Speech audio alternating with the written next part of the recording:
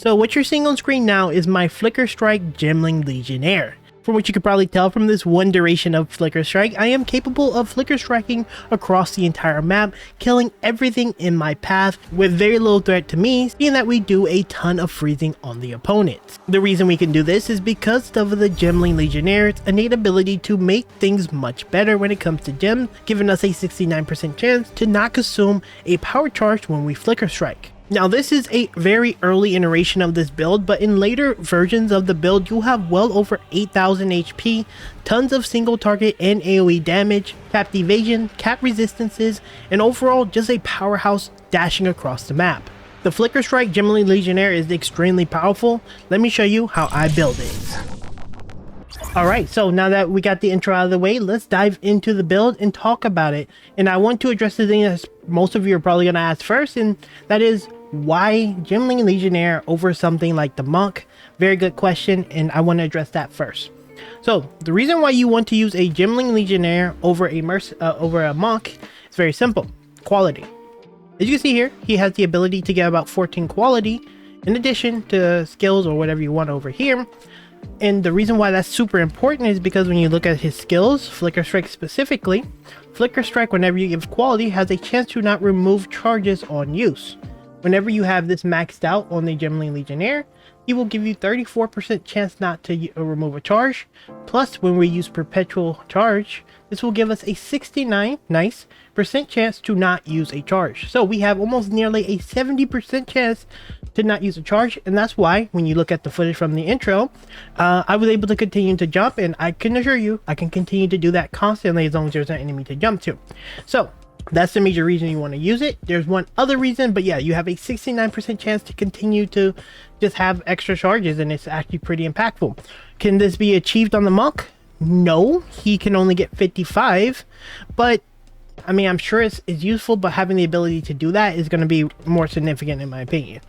The other thing is, let's see, Char's staff is going to have more duration, and this isn't the biggest thing, but having the ability to do, I believe it's like a minute that I can have this buff is actually pretty nice for utility. And it's really good for your Flicker Strike because, like, once you activate the buff of Charged Staff, you can use your Flicker Strike pretty freely compared to other builds because, you know, you have more time and duration on them. And that's actually really big because a lot of times they float the charges. And quick shout out to Goblin Inc. Sanctum. He did a build very similar to this called Ice Strike Gemling Legionnaire, but I noticed he was passing near a lot of the power charges and not taking them, and that's the inspiration behind this build. It's going to be a bit of a twist on him, but I have that build down in the description if you want to see his build.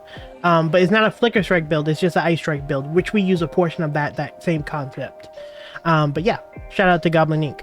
Anyway, the other thing is Tempest Bell. Tempest Bell will give you an additional handful of charges. I think it's like 3 more hits where you can hit the bell when you quality it. Really important to quality. Hero Device will give you more AoE explosions.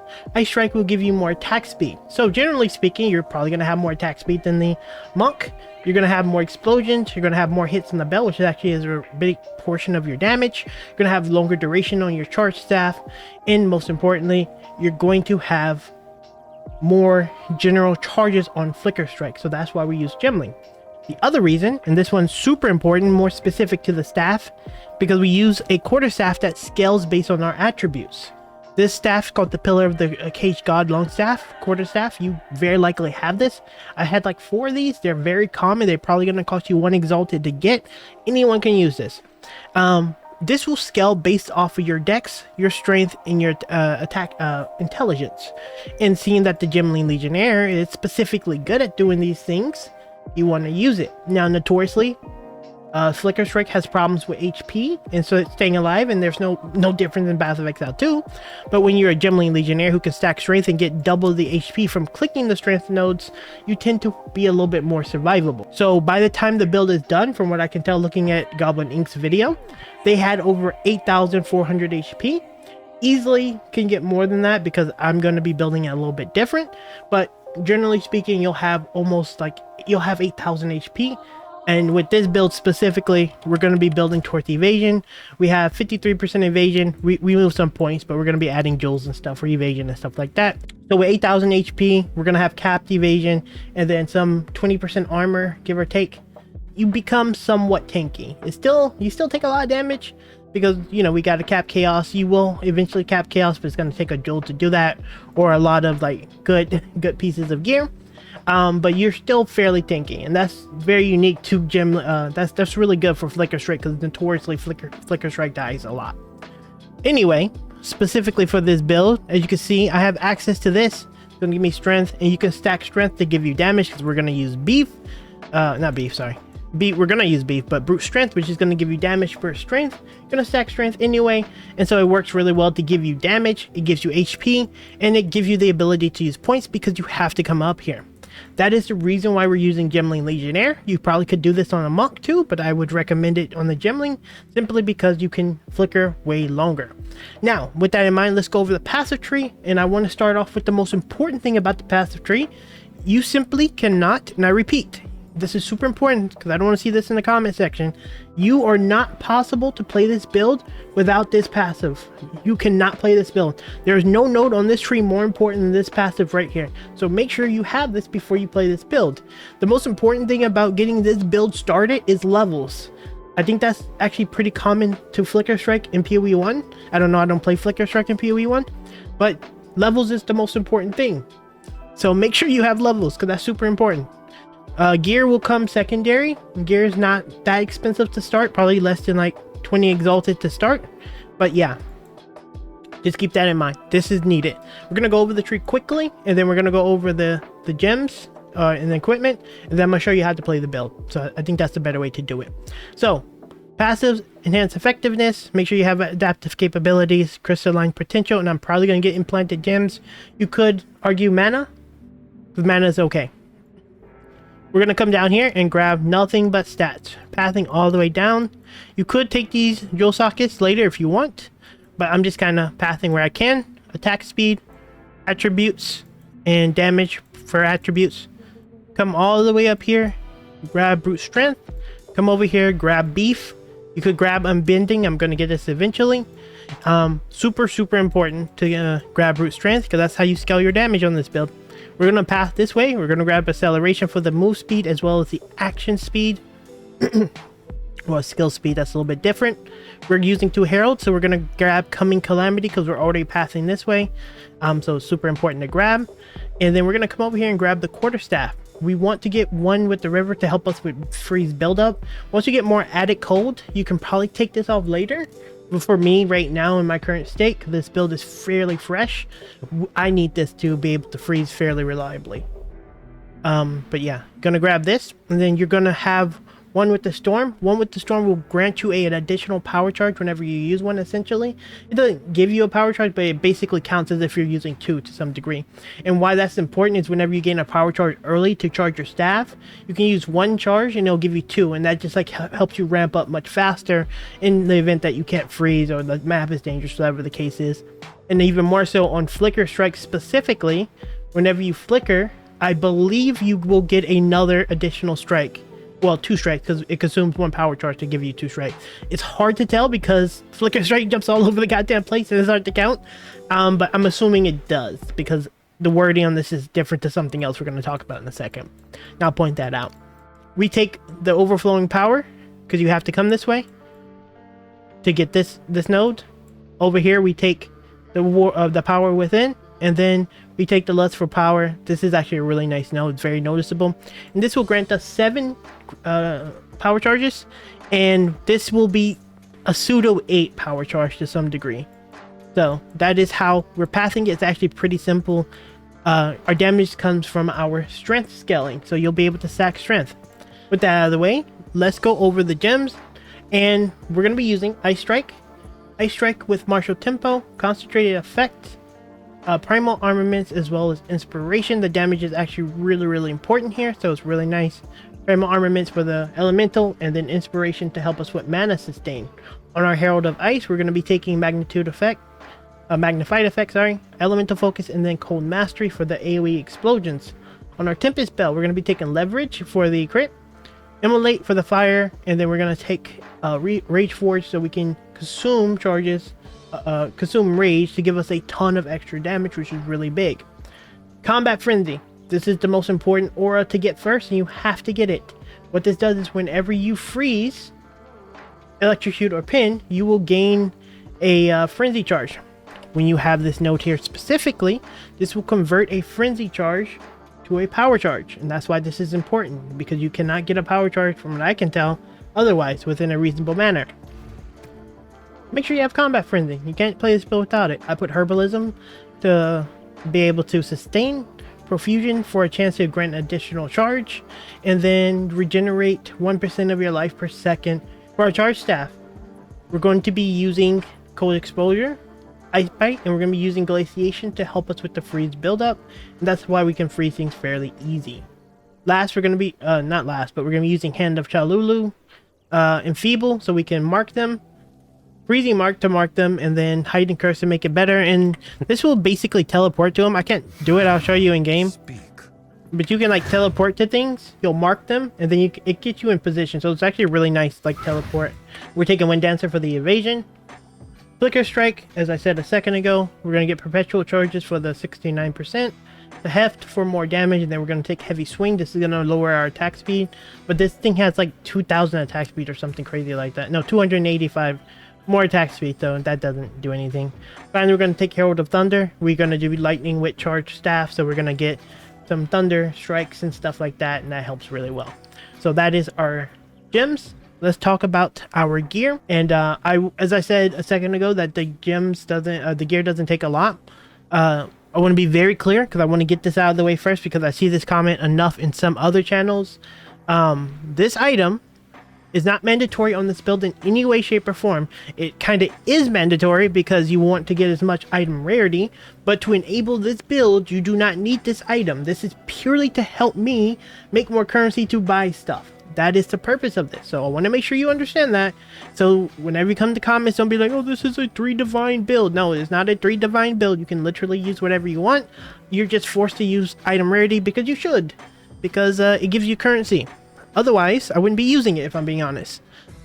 But yeah, use whatever you want here. This is the most expensive piece of the build currently. This item will cost you a grand total of 1 Exalted Ore, maybe 2 if you're being a Papega. But it costs you 1 Exalted Ore. Super cheap to get. You can farm these, and then you can like corrupt a bunch of these, honestly, and then like get the extra pin, which is what I put in here. But yeah, it just scales with your stats. For our gloves, in our rings, one thing that's super important on these items, you want to get added elemental damage to your attacks. That is super important. I took 1 ring off to had those stats there, and I lost like half my damage. That is really, really big. So make sure you are you're using added attack damage, specifically cold, because you need enough cold to freeze. If you're not actively capable of freezing, you may have to take skills like glaciation out here. And you may have to put it into your main strike skill, Ice Strike, to be able to freeze if you can't freeze. But otherwise, you want to put that on your rings. This ring is not good, and on all your gear, you do not want to have HP at all. You don't care about HP in any way, shape, or form. You want resistances, all attributes on things that can get it. You want added elemental damage, prioritizing cold.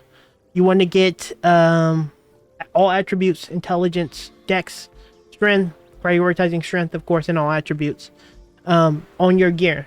I think that generally tends to be cheaper than going for like life resistance stuff. But yeah, for now, I guess. We'll see how it goes after I make the video. For the belt, I just took whatever I had. Again, I made this build yesterday, so I haven't really evolved it, but we are able to do tier 15s when we don't get blown up, which we're going to talk about defenses in a second. And then you need a thawing charm. For mana, you're going to need a mana flask because it does consume a lot of mana, but it's not like gonna break the bank or anything. It's manageable. You have to purchase your mana flask sometimes. For our necklace, kind of the same thing. You want to grab strength, cover your resistances. I got a little bit of spirit so I can run more auras. I would prefer another 30 so I can run more. We got rarity because we're a meta slave.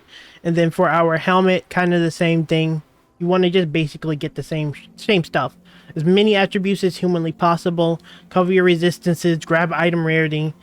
For now, until they fix it. And then just, yeah, play the game. That's it. We're going for evasion focus. And that's what you should do. With that in mind, I'm going to show you how to play the build. Because I'm sure you've been seeing some footage of the gameplay. But I want to show you how to play the build specifically. Because it's a little bit more different from other builds. I'm going to go into a tier 3 quickly. This build is capable of doing more than tier 3, by the way. Guy in the comment who's going to comment it. But I'm just trying to show you how to play the build. You want to just hit them and freeze them if possible. And once you have a charge, as you can see that we have a power charge that's going to last. Go away. So it has a 2-second power charge. And what's going to happen is when we activate charge staff, this is going to convert those to electrical damage. And you want to continue to do that. So because of that node we took here, this one here, this is going to give us an additional one. And now when we activate it, we have 3. And that's one of the beauty of it. If you're like just entering a map, the moment you tag one enemy and freeze them, you instantly get the ability to be able to scale it, right? And so you see we got more charges. We activated, we're up to 7. And this is where you just continue to go on with the build and just build your charges and do whatever you want. At this point, when I see an elite like this guy, I'll just drop my bell and then flicker strike it.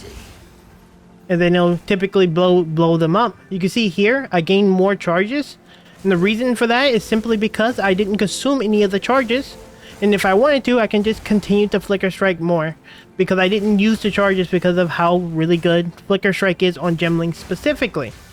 So we're just going to keep doing it. Every time you use a charge, it will refill this number. So you can refresh the number if you want. You don't have to wait for it to run out. You can use the flicker at your leisure. But yeah, that's how I typically play it. Flicker strike is really sick, and you can get some pretty insane flickers and just keep flickering all over the place. It's really, really cool. If there was more enemies, you can just keep flickering. It's really cool. I really love the build. It's really fun. But yeah, that's conceptually how it works. Oh, the other thing I didn't show you was we have the E thing.